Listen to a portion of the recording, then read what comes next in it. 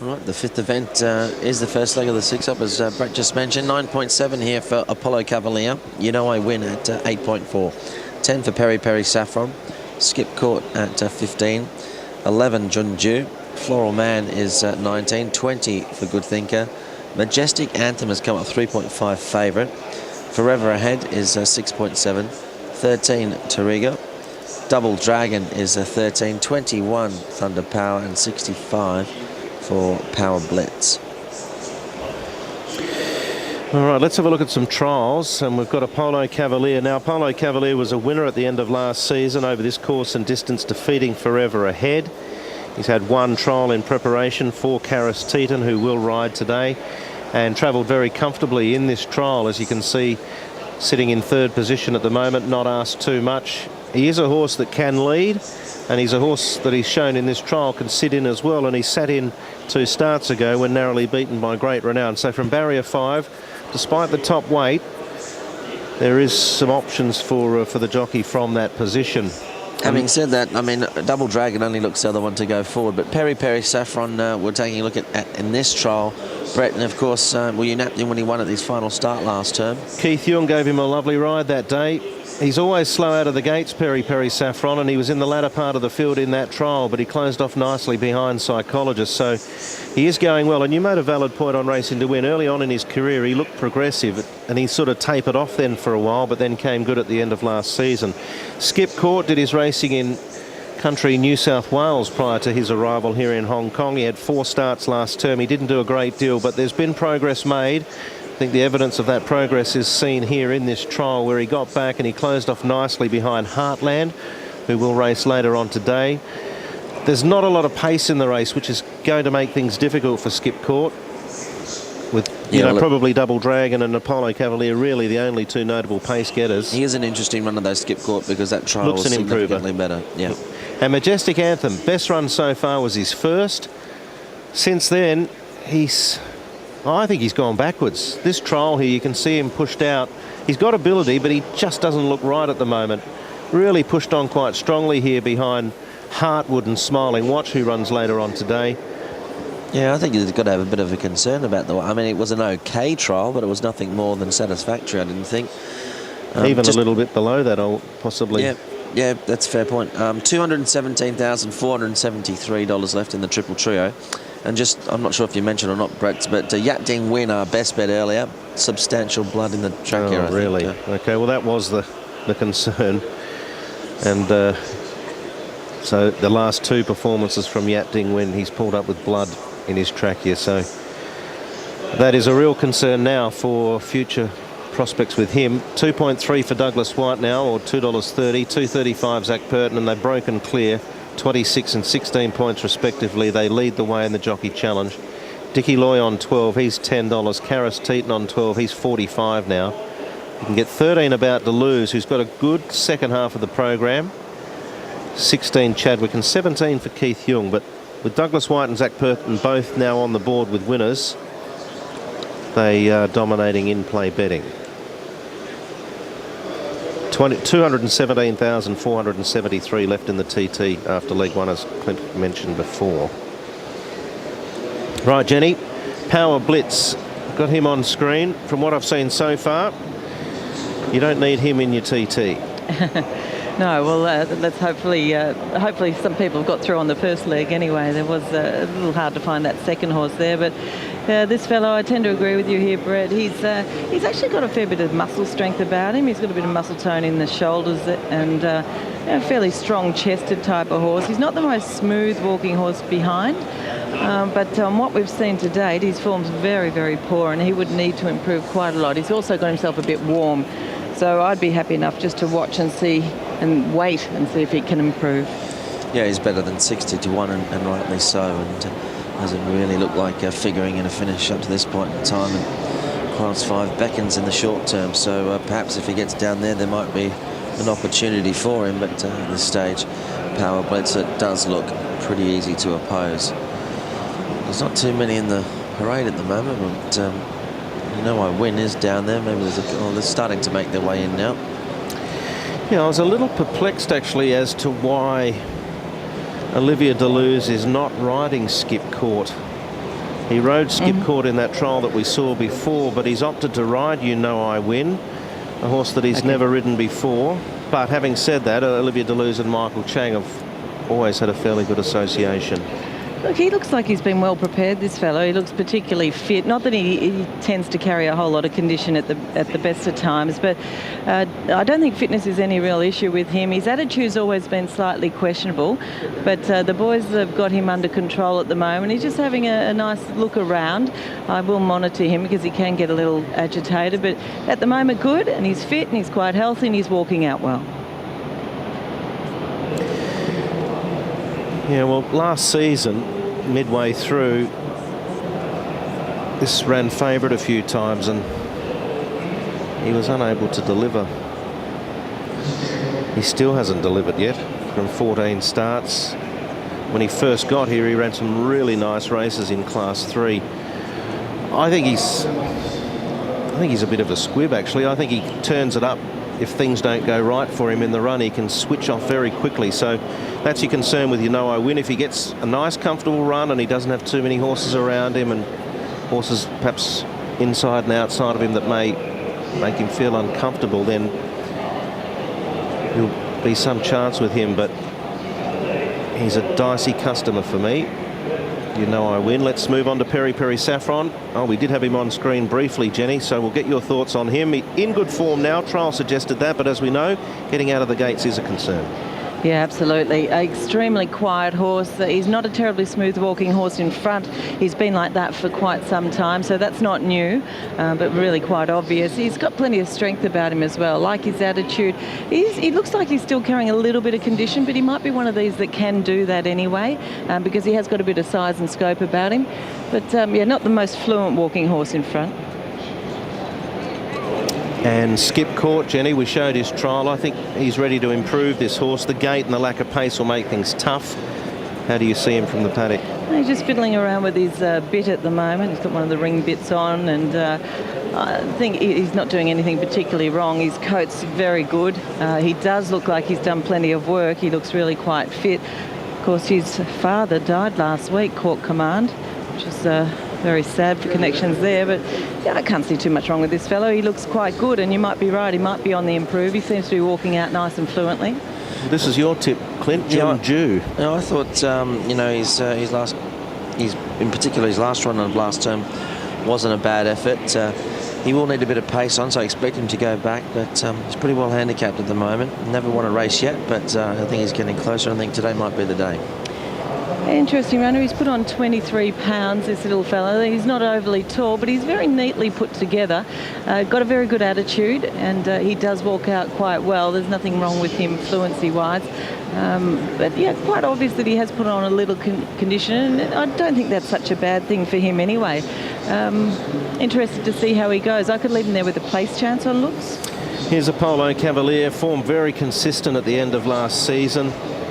I think he can get back into the bottom of Class 3 and maybe even run some decent races there. I like the recent trial. He's got a good gait. He's got the weight to carry, but he should be right on the pace or right on the back of the speed and get his chance. Well, he really did turn the corner, didn't he, this fellow? I always knock him from the parade because, as you can see for yourself, well, he's gone off the screen, but he's very warm and sweaty and he gets himself so agitated, he swishes the tail and carries on.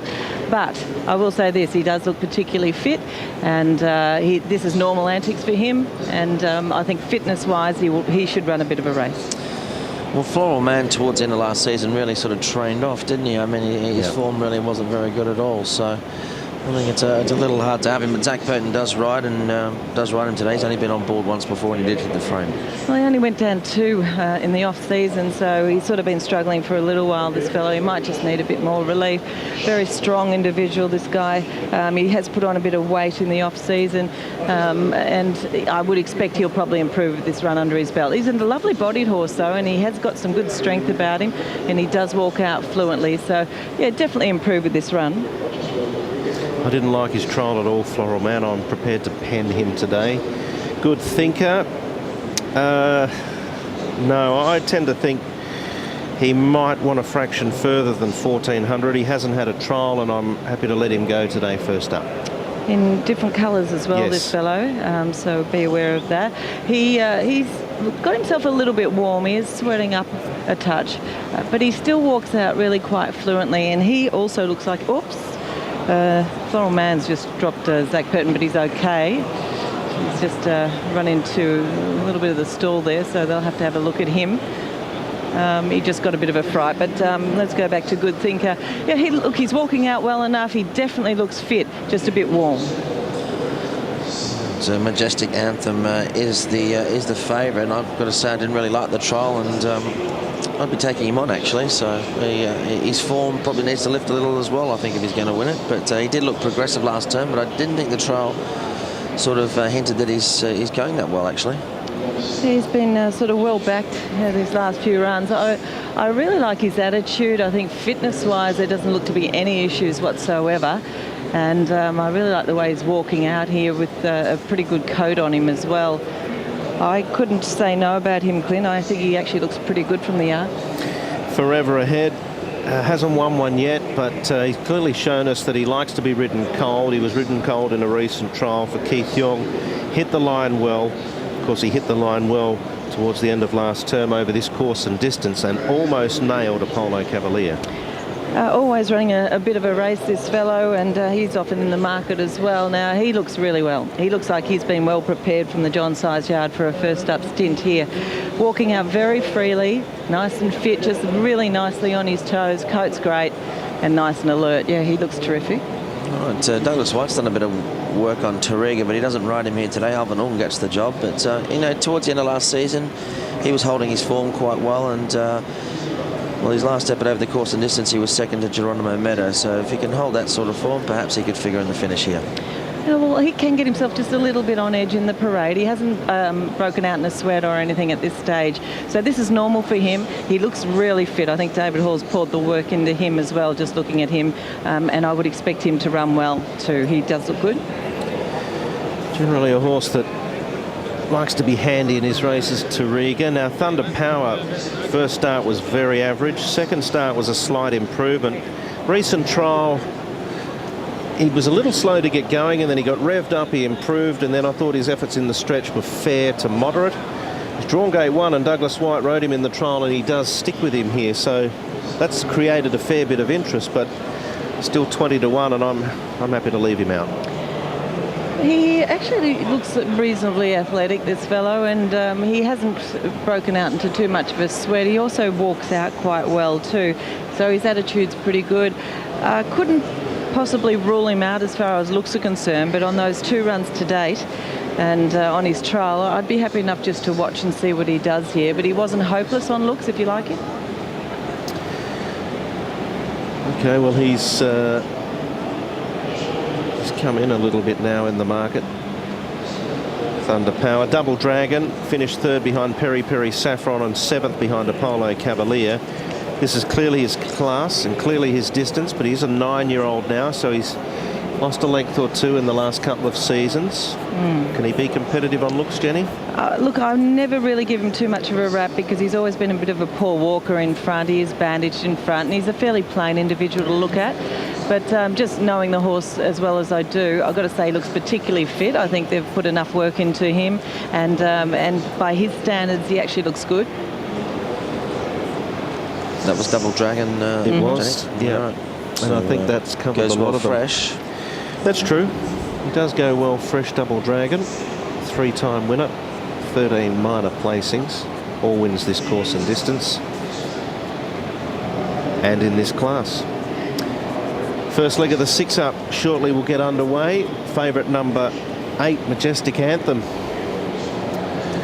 All right, be prepared to take him on today's Majestic Anthem. He is the favourite at the moment at 3.7, and he's clear cut 6.1 about Forever Ahead, 9.3 Apollo Cavalier. I think that's a good price for him. 8.6, you know I win. Double figures for the rest. What are your thoughts from the paddock, Jenny?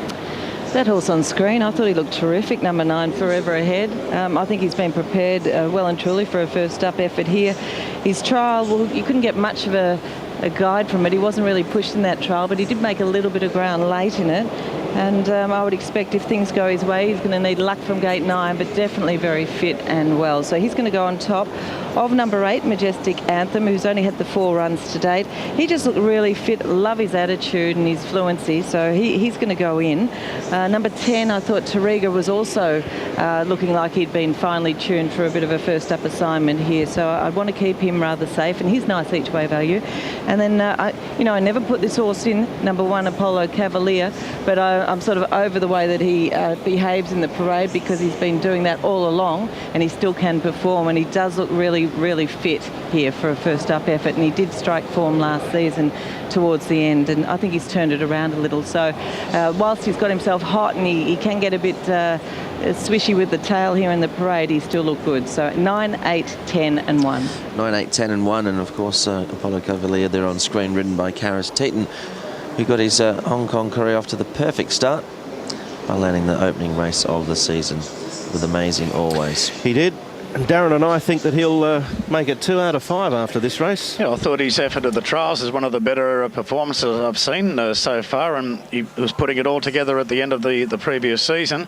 So I was quite happy to take the chance with him. Good each-way chance in this at $9. Number 9, Forever Ahead. I like the way he got home the last 100 metres of his trial. He's still a maiden here and a back market type, but at least the swoopers are getting into these races today, so that bodes well for Forever Ahead. And I want to put Double Dragon in. He's just so well rated off this mark of 48 and has a particularly good fresh record. And it really looks as though Derek Cruz has prepared him in a very similar manner to which he did last year when winning first up off a rating of 58. So I put Double Dragon down. If he can get a soft lead, dangerous. But I think Apollo Cavalier will be parking in second behind him. 1 on top to beat 9 and 11. I'm with you, Darren. I'm prepared to take a chance on Apollo Cavalier. There's not a lot of pace in this race, and I think he's either going to lead or sit in. That was a good trial. He's got the weight to carry, so he may be a little vulnerable to the closes late in the race, but if there isn't a great deal of speed, then that will play into his advantage. It'll be harder for them to reel him in, so I'm happy to go with him. Skip Court, been following him for a while. The race today's probably not suited to him, ideally, with the lack of pace and a wide gate, but I do think he's a horse that's about to improve, so I'm going to put him in at a bit of value. Peri Peri Saffron, 1 to beat 4 and 3, and Forever Ahead is the other horse that I'd be reluctant to leave out. I'd be prepared to leave out Majestic Anthem. I'm not convinced about him at this stage. No, I've left him out of my selections as well, but I didn't really like the trial. Happy enough to go here with a bit of value in number 5, John Dew. I thought his final run last term behind Silver Dragon was a decent performance. Expect them to go back here and be running on. The 3, Peri Peri Saffron, well, I sort of had him marked more of like a $5.50 chance. He's at 10s at the moment, so, or 9 to 1, but good each way bet. Yep, I think he is a little bit of value, and the 9, Forever Ahead. I wouldn't be surprised if he ran a bit of a race either. Hasn't placed 5 of 13, but has been a little unlucky not to have got away with the race just yet. But perhaps he can atone today. But Majestic Anthem remains favourite here at 3.8. Yeah, that he does. So tips, Jenny's 9, 8, 10 and 1 from the paddock. 1, 9, 11 from Darren. 5, 3, 9 from Clint. 1, 4, 3 from myself. So the race is pretty much dominated by the 8 and the 9 primarily.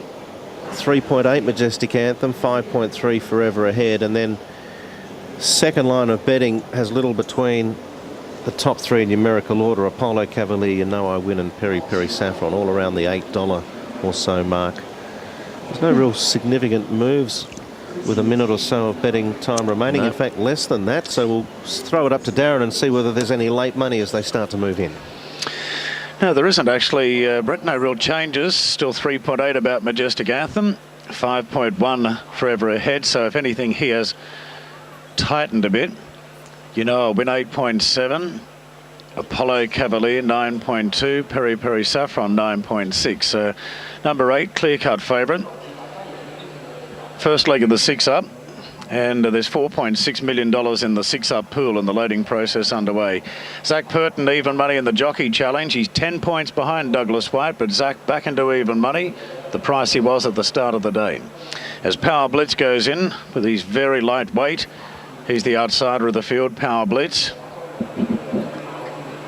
Waiting on Good Thinker. Change of colours for Good Thinker.